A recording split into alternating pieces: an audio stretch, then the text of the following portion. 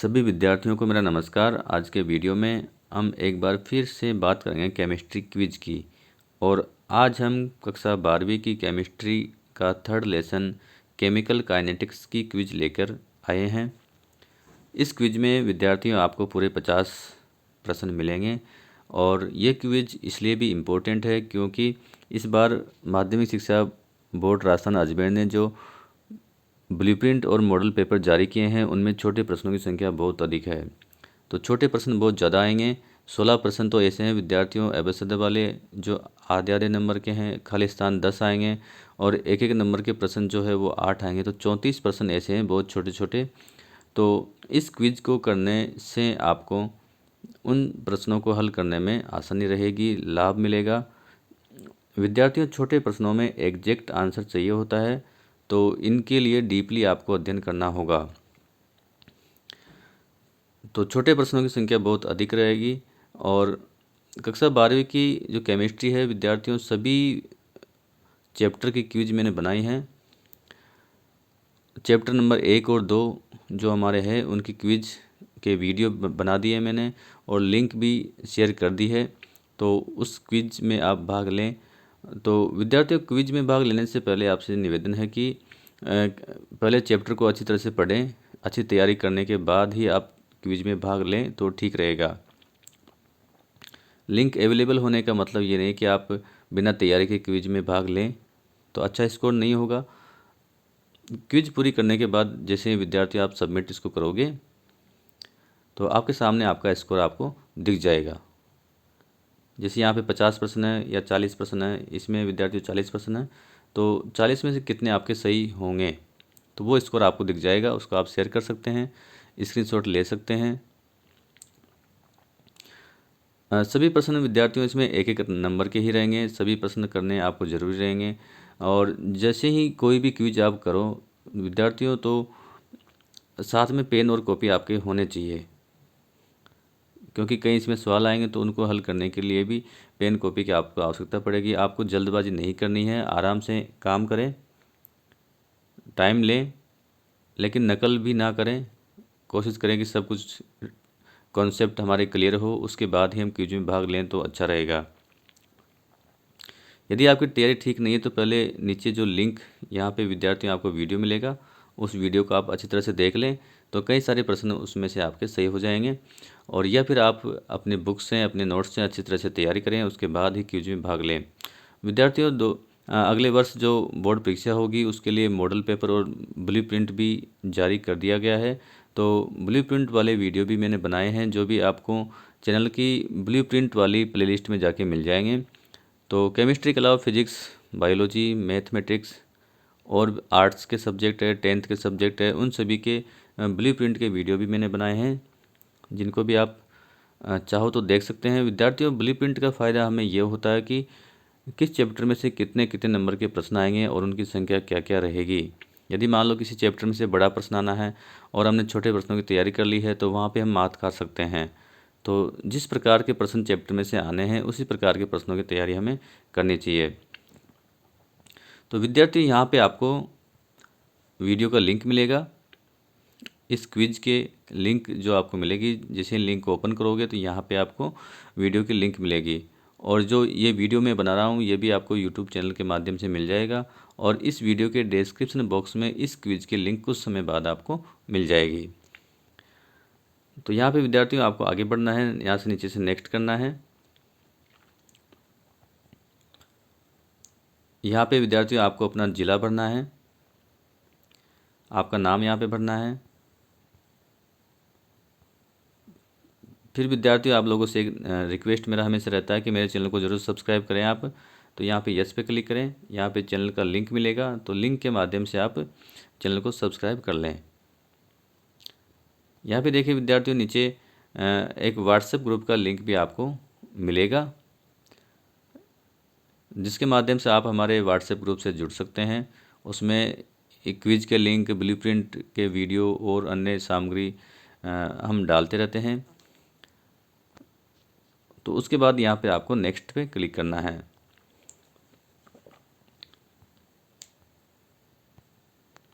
अब यहाँ पे थर्ड पार्ट में विद्यार्थियों आपको क्वेश्चंस मिलेंगे। अब देखिए यहाँ पे इस प्रकार के प्रश्न आपको आने चाहिए। x का y में रूपांतरण एक द्वितीय कोटि की अभिक्रिया है। यदि x की सांद्रता दोगुनी कर दी जाए तो द्वितीय कोटि अभिक्रिया को विद्यार्थी अपन इस प्रकार से लिखेंगे, r बराबर k, और यहाँ पे जो अभिकारक है यहाँ पे x है तो x लिख दो और इसका स्क्वायर लगाएंगे। यहाँ पे द्वितीय कोटि की अभिक्रिया है। अब सांद्रता को अपन यहाँ पे 2 कर देंगे, दुगुनी कर देंगे, तो वेग कितना गुना बढ़ेगा, तो इसका स्क्वायर करेंगे तो 2 का स्क्वायर 4 हो गया, तो 4 गुना इसका वेग बढ़ जाएगा। यहाँ पे देखिए विद्यार्थियों, निम्न वेग व्यंजक वाली अभिक्रिया की कोटि होगी। तो कोटि ज्ञात करने के लिए यहाँ पे जितनी भी घात है इन घातों को जोड़ देंगे। तो 2 तो ये हो गया, आधा ये हो गया, 2.5 घात हो जाएगी। और 2.5 को अपन कौन सा ऑप्शन है यहाँ पे, 2.5 के लिए ऑप्शन यहाँ पे ये वाला रहेगा, तो इस पर क्लिक कर लेंगे। सभी प्रश्न आपको करने अनिवार्य है, कोई भी प्रश्न आपको छोड़ना नहीं है। अगला देखिए विद्यार्थियों, शून्य कोटि अभिक्रिया के लिए अर्ध आयुकाल उसके अभिकारकों की प्रारंभिक सांद्रता के क्या होता है, समानुपाती होता है, व्युत्क्रमानुपाती होता है, बराबर या अधिक। तो ये होता है विद्यार्थियों समानुपाती। इनको आपको याद करना होगा। छोटे प्रश्न खाली स्थान में भी आ सकते हैं और ऑब्जेक्टिव में भी आ सकते हैं, और 1 नंबर वाले अति लघुत्रात्मक में भी ये आपके आ सकते हैं। इसके बाद देखिए विद्यार्थियों, अभिक्रिया के उस वेग को क्या कहेंगे, क्या कहते हैं जब अभिकारकों की सांद्रता इकाई हो। अभिकारकों की सांद्रता 1 होने पर जो वेग होता है विद्यार्थियों, उसको क्या कहते हैं, उसको कहते हैं वेग स्थिरांक। तो यहाँ पे ये वाला ऑप्शन सही बैठेगा। फिर एक वेग व्यंजक है विद्यार्थियों, यहाँ पे देखिए, इसकी घात यहाँ पे 1 है, इसकी भी घात 1 है, और ये पूछ रहा है आपको अभिक्रिया की कोटि क्या रहेगी, अभिक्रिया की कोटि क्या होगी। तो दोनों की घात 1 है, तो कोटि कितनी हो जाएगी विद्यार्थियों, 2। तो ये ऑप्शन यहाँ पे सही है। अभिकारकों की सांद्रता 3 गुना करने पर अभिक्रिया का वेग 9 गुना हो जाता है। तो कोटि क्या होनी चाहिए विद्यार्थियों, सांद्रता अपने 3 गुनी करी तो 3 का वर्ग हो गया, यानी कोटि कितनी होगी इसकी, 2। प्रथम कोटि अभिक्रिया के लिए ln r और t के मध्य आलेख कौन सा है। तो विद्यार्थियों ये ग्राफ है, तो इसमें ये वाला यहाँ पे सही है, ए वाला ऑप्शन सही रहेगा इसमें। निम्न वेग व्यंजक वाली अभिक्रिया की कोटि क्या होगी, कोटि ज्ञात करनी है विद्यार्थियों। तो यहाँ पे देखिए इन दोनों को आपको जोड़ना है। तो ये 1.5 है, ये इसमें से 1 घटाना है, तो आधा बचेगा, तो आधी इसकी कोटि हो जाएगी 1/2। अभिकारकों की सांद्रता 2 गुना करने पर प्रथम कोटि अभिक्रिया का वेग कितने गुना हो जाता है विद्यार्थियों, ये देखना है आपको। तो प्रथम कोटि के अभिक्रिया के लिए घात 1 लगाते हैं, तो 2 की घात 1 ही लगाएंगे तो 2 गुना ही रहेगा वो। तो प्रथम कोटि अभिक्रिया का विद्यार्थियों जितना गुना हम सांद्रता बढ़ाते हैं उतना गुना ही वेग बढ़ता है। यदि n गुना सांद्रता बढ़ाएंगे तो अभिक्रिया का वेग भी n गुना ही बढ़ेगा। तो 2 गुना यहाँ पे बढ़ाया तो 2 गुना ही उसका वेग बढ़ेगा। प्रथम कोटि अभिक्रिया के लिए यहाँ पे विद्यार्थियों दे रखा है अर्ध आयुकाल का मान इतना है, तो k का मान क्या होगा। तो विद्यार्थियों ये हो जाएगा, यहाँ पे जब हम इसको निकालेंगे तो 10 मिनट इनवर्स ये हो जाएगा। ये विद्यार्थियों आपको आना चाहिए, और ये इस प्रकार से अपन लिख सकते हैं k बराबर 0.693 ये लिखते हैं विद्यार्थियों। नीचे लिखते हैं अपन t½ तो t½ ये लिख देंगे यहाँ पे, तो ये हो जाएगा इसका 10, यहाँ पे t½ लिखते हैं विद्यार्थियों। तो इस फॉर्मूले में यदि अपन ये संख्या रखेंगे यहाँ पे t½ की जगह ये रखेंगे तो ये आंसर इसका आ जाएगा। जटिल अभिक्रिया के लिए निम्न में से कौन सा कथन सत्य है, ये देखना है विद्यार्थियों। कौन सा कथन सत्य है, ये एक से अधिक पदों में पूरी होती है, बिल्कुल सही है, सत्य है। कोटि और अनुसंख्यता अलग अलग होती है, जी ये भी सही है। अभिक्रिया की कोटि सबसे मंदतम पद से निर्धारित की जाती है, ये भी सही है। तो यहाँ पे इसमें सभी सही आएंगे। प्रथम कोटि अभिक्रिया को 99.9% पूर्ण होने में लगा समय अर्ध आयुकाल का कितना होता है। तो ये होता है विद्यार्थियों 10 गुना। ये चीज़ याद होनी चाहिए आपको। विद्यार्थियों मेरे चैनल को ज़रूर सब्सक्राइब करें, क्योंकि ऐसे ही वीडियो मैं आपके लिए लाता रहता हूँ।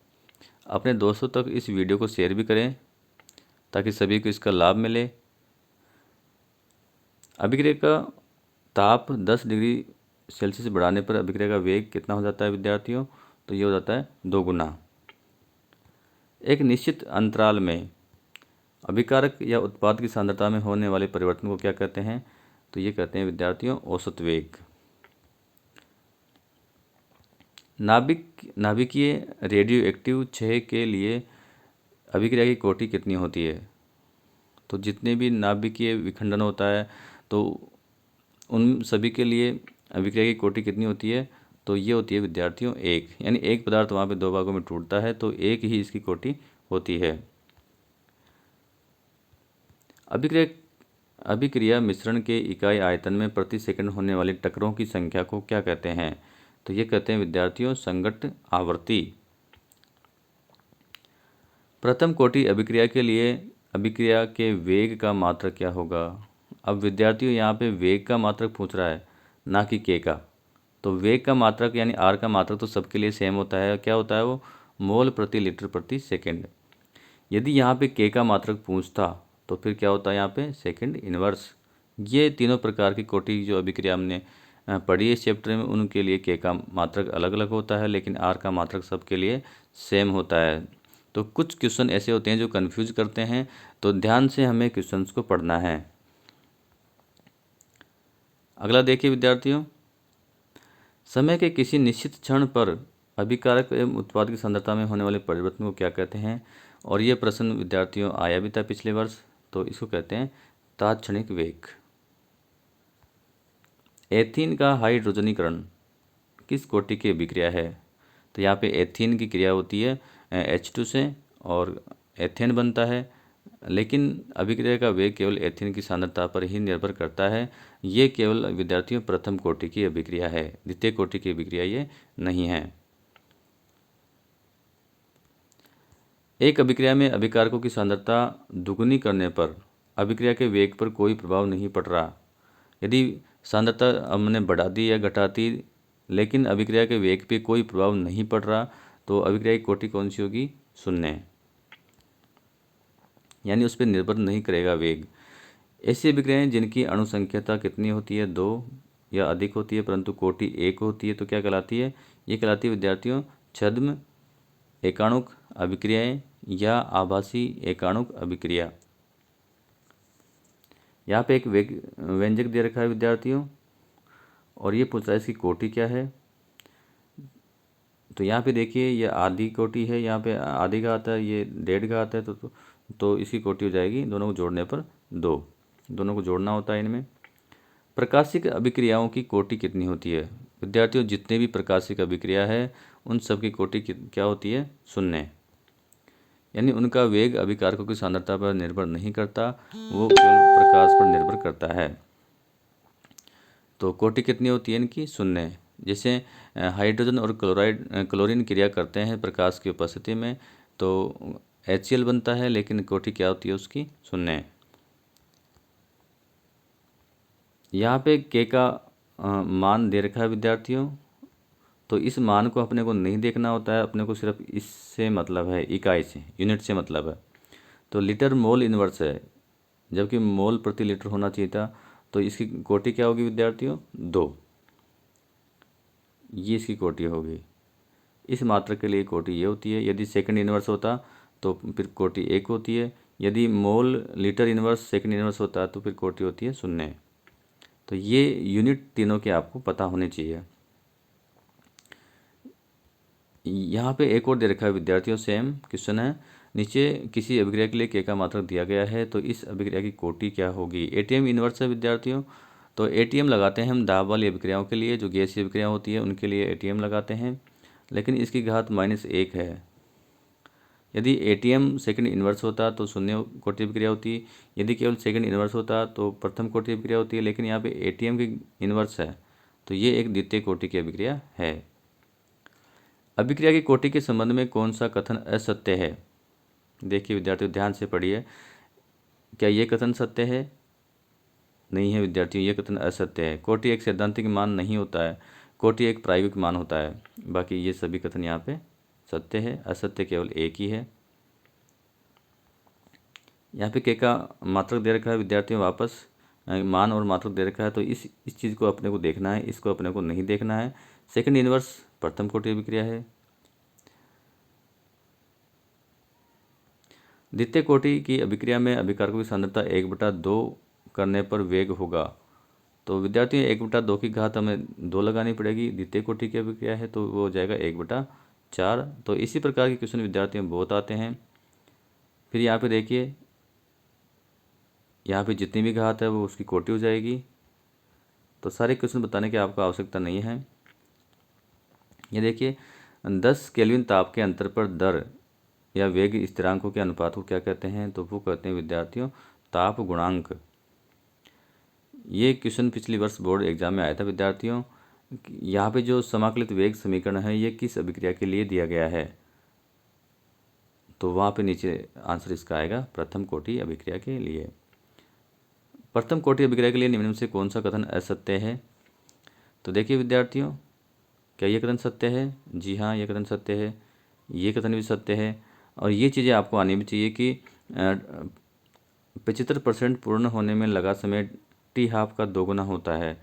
90% पूर्ण होने में लगा समय टी हाफ का 3.3 गुना होता है। 99.9 पूर्ण होने में लगा समय टी हाफ का 10 गुना होता है। लेकिन ये यहाँ पे असत्य है। बाकी ये चीज़ आपको याद भी होनी चाहिए। अब देखिए विद्यार्थियों, एथिल एसीटेट का क्षारीय जल अपघटन किस कोटि की अभिक्रिया है?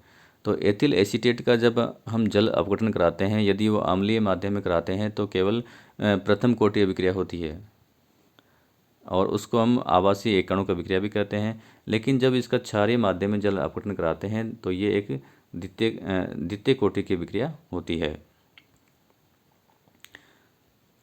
निम्न में से कौन सी शून्य कोटि अभिक्रिया नहीं है? तो विद्यार्थियों जितनी भी अभिक्रियाएं किसी उत्प्रेरक की सतह पे होती है, जो वियोजन होते हैं किसी उत्प्रेरक की सतह पे, तो वो सब शून्य कोटि की अभिक्रिया है। प्रकाश की उपस्थिति में होने वाली अभिक्रियाएं क्या है? शून्य कोटि की अभिक्रिया है।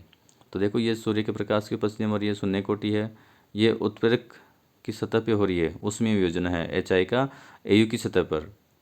तो सतह पे होने वाली सारी अभिक्रिया क्या है? शून्य कोटि की। ये PT की सतह पर है, अमोनिया का अपघटन शून्य कोटि की है।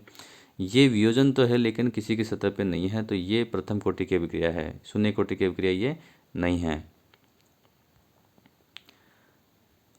अभिकारक अणुओं की सामान्य ऊर्जा को देहली ऊर्जा तक पहुंचाने के लिए आवश्यक ऊर्जा को क्या कहते हैं? सक्रियण ऊर्जा कहते हैं विद्यार्थियों। नीचे किसी अभिक्रिया के लिए के का मात्रक दिया गया है तो कोटि ज्ञात करनी है, तो ये शून्य कोटि की अभिक्रिया होगी। ये चीज़ आपको सब के लिए पता होना चाहिए। निम्न अभिक्रिया की कोटि क्या है? यह आवासीय एकाणु का अभिक्रिया है विद्यार्थियों। इसकी कोटि 1 है परंतु अणु संख्यता इसकी 2 है। तो कोटि क्या होगी विद्यार्थियों इसकी? 1। जबकि अणु 2 दिखाई दे रहे हैं तो इसकी अणु संख्यता 2 है। तो आवासीय एकाणु का अभिक्रिया का है ये। प्रथम कोटि अभिक्रिया के लिए निम्न में से कौन सा कथन सही नहीं है? पहले क्वेश्चन को हमें ध्यान से पढ़ना चाहिए। सही नहीं है। तो अर्ध आयुकाल अभिकारकों की सांद्रता पर निर्भर करता है विद्यार्थियों, नहीं करता है। ये कथन सही नहीं है। बाकी ये सही है कि कभी पूरी नहीं होगी। n गुना बढ़ाने पर वेग भी n गुना बढ़ता है, ये भी सही है। और k का मात्रक सेकंड इन्वर्स है, ये भी सही है। केवल यहाँ पे जो पहला ऑप्शन है ये इसका सही नहीं है, तो इसको सही करना है अपने को यहाँ पे। अभिकारकों की सांद्रता, फिर उसी प्रकार का प्रश्न है विद्यार्थियों, आप आसानी से कर लोगे। इस प्रकार के बहुत सारे क्वेश्चन आ गए। एक रासायनिक अभिक्रिया का अर्ध आयुकाल, देखिए विद्यार्थियों, अभिकारकों की प्रारंभिक सांद्रता पर निर्भर नहीं करता है। तो कौन सी कोटि की अभिक्रिया होगी? तो ये होगी विद्यार्थियों प्रथम कोटि की अभिक्रिया। इसके लिए अर्ध आयुकाल विद्यार्थियों केवल वेग स्थिरांक जो हमारा होता है k, उस पर डिपेंड करता है। और टी हाफ बराबर हम लिखते हैं 0.693/k, यानी केवल k पर डिपेंड करता है प्रथम कोटि अभिक्रिया के लिए टी हाफ का मान। तो इस प्रकार से विद्यार्थियों आप ये क्विज में भाग लें। और यदि किसी भी प्रकार की आपको कोई समस्या है तो आप कमेंट बॉक्स में लिखें, ज़रूर आपकी समस्या का समाधान होगा। और विद्यार्थियों अधिक से अधिक इस वीडियो को लाइक करें, शेयर करें और क्विज में पार्टिसिपेट करें। यदि आप लोगों का अच्छा रेस्पॉन्स मिलेगा तो आगे भी और सारी क्विज आपको मिलेगी। तो धन्यवाद विद्यार्थियों, आज के वीडियो में बस इतना ही। नमस्कार।